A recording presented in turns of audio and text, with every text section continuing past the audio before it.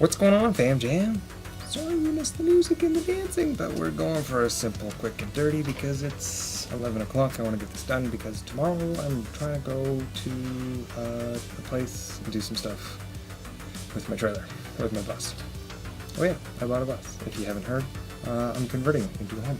So you can follow me here and follow that journey too. Today is Wildness Wednesday, so tune in. Today we're looking at the principles of design, the permaculture principles. So before we go into that, I just want to go through a couple of things.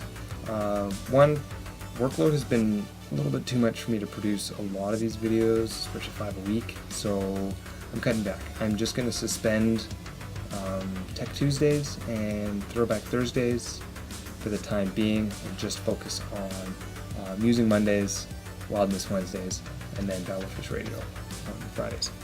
Okay, so if you missed last week, we did Fishy Friday. Go check that out. It should be right there, over there. Don't really know which side it's on. Biggest thing is that we started a book club. We're reading a book called Sex at Dawn. Throw the link down below if you're interested. It's really cool. If you want to know more, go check out Friday's episode. Also, because of the bus, we're going to start up Canadian Van Life again, which is a blog. You can go visit it now. There's some stuff that I wrote already. It's cdnvanlife.wordpress.com. And then there's some Facebook stuff, things like that. If you're interested, just send me a message, whatever. Don't care. So today, like we said, we're going to get into the 12 homegrown principles of permaculture. So there's two kind of schools of thought in permaculture. There's the homegrown principles and there's the Mollison principles. I don't know what the big whoop is about it all, but yeah, some people are finicky about it. There's two guys that wrote the book on permaculture, David Holmgren, Bill Mollison. Together, you know, there's Mollisonian principles, whatever. It's just, we're getting into the homegrown principles today. So let's just get right into them. Down below is this list. Number 1, this one's really important. Observe and interact. So as permaculturists, we'd like to know what's going on in the land that we're about to put in a design. So we watch it for a year. You see how the land reacts in all 4 seasons to see how you can put yourself in there to do what you want it to do. We have a saying for that is beauty is in the mind of the beholder. So keep an eye on things and build that design in your mind first. Don't just go in and just go willy-nilly because you're going to screw things up. Number 2, catch and store energy. We want to make hay while the sun is shining. So the sun gives us a lot of energy. So while it's shining, we should capture it and store it. So we want to store that energy. So it can be done in any number of ways. Number 3, obtain a yield. That's kind of the whole point of this whole thing, is that we want to get something out of the work that we're doing. So you can't work on an empty stomach. So let's work a little bit, get something out of it, and then keep on going from there. So we need to make sure that we are getting a useful reward from the work that we're putting in. Number 4, apply self-regulation and accept feedback. Now this one's really important because nature will fight against you if you're doing something wrong. You need to be aware when that happens and you need to know when things aren't working. That's kind of the wisdom of this whole thing. So the sins of the fathers are visited on the children of the 7th generation. So that we need to make sure we're taking care of our grandchildren's grandchildren. That's 7 generations. Make sure what you're doing today helps them. Think about them. It says we need to discourage inappropriate activity to ensure the systems can continue to function well. Negative feedback is often slow to emerge. Number 5, use and value renewable resources and services. Let nature take its course. We want to make the best use of nature's abundance, because if you look outside, she likes to just give stuff to us. We just have been so busy not taking it.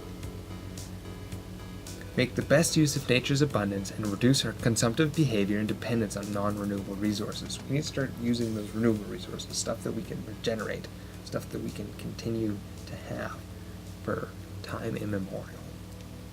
Number 6, produce no waste. This one, so important. Waste not, want not. By valuing and making use of all your resources, nothing goes to waste. There's so much in today's society that is waste.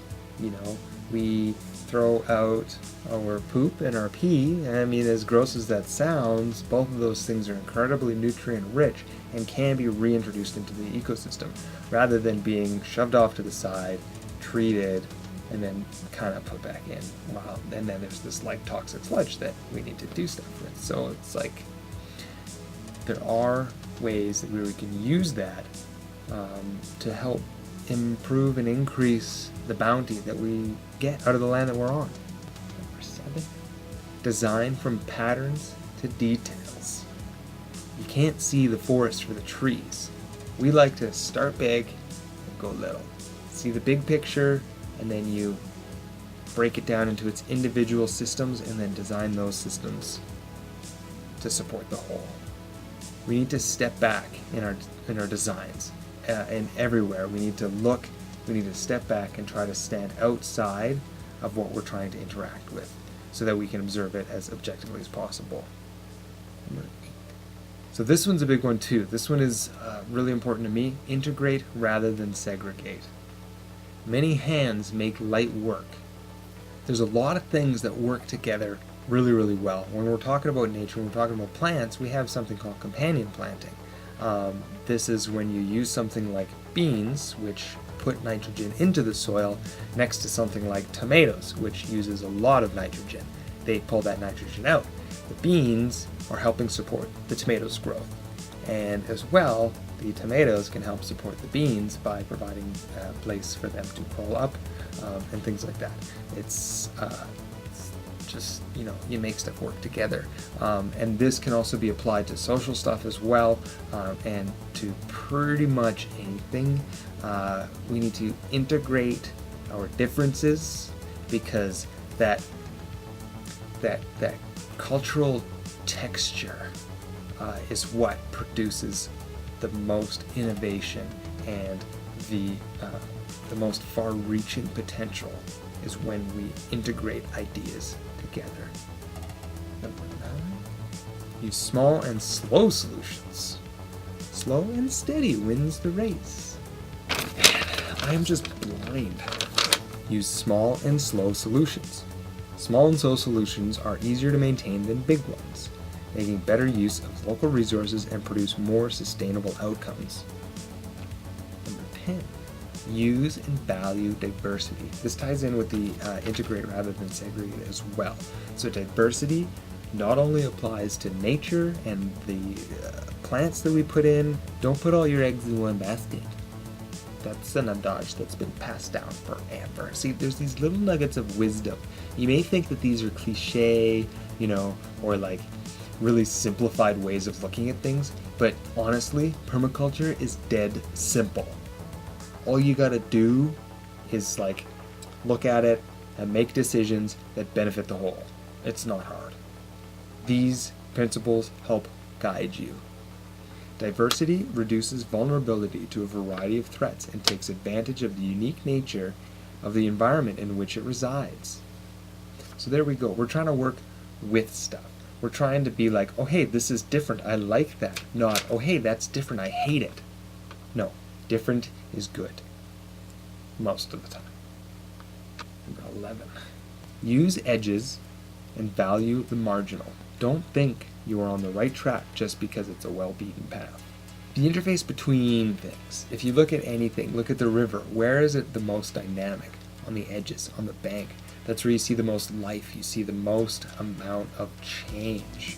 The center of it, not so much. It's kind of the same. A little bit further back on the bank, not so much. It's kind of the same. The edge, very different. Diverse. It's the edge of everything.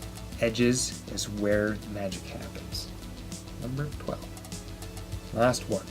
Creatively use and respond to change. Vision is not seeing things as they are, but as they will be. We can have a positive impact on inevitable change by carefully observe and interact, and then intervening, interacting at the right time. all of these principles tend to tie together. Everything in permaculture tends to tie together. So when something changes, we don't resist the change. We work with it. We roll with it. Why? Well, because it's changing for a reason. Maybe it's changing for a better way. Anyways, so that's the 12 principles. I hope you enjoyed that. Sorry for just really quick and dirty. I'm just talking at you. But this stuff is important.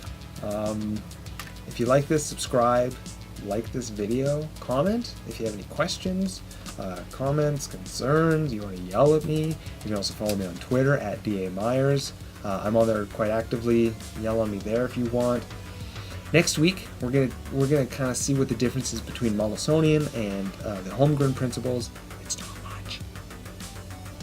And we're gonna start applying them into systems thinking. So next week, we're gonna do kind of an intro to systems thinking while also kind of looking a little bit at the Mollisonian principles. So that's it. So thank you for joining me. Good night.